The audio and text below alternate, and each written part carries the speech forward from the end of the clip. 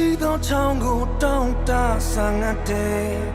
အမြင်တရေလေးလို့ကိုရောရဲ့မျက်မှောက်တော်ကိုတောင်းတဆာငတ်တဲ့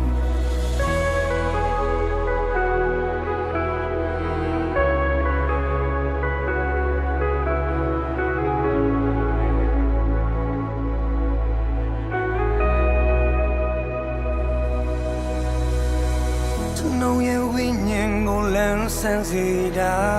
ကျွန်ုပ်ရဲ့ဝိညာဉ်ကိုအားဖြစ်ပေးတာကိုယ်တော်ရဲ့မျက်မှောက်တော်ထဲမှာကျွန်ုပ်ရဲ့ဝိညာဉ်ကိုစကားပြောတဲ့နေရာကျွန်ုပ်ရဲ့ဝိညာဉ်ကိုတိုးထီးတဲ့နေရာကိုယ်တော်ရဲ့မျက်မှောက်တော်ထဲမှာ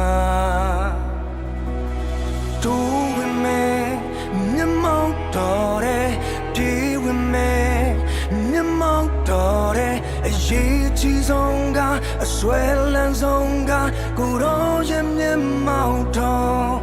လိုချင်တာချာမရှိ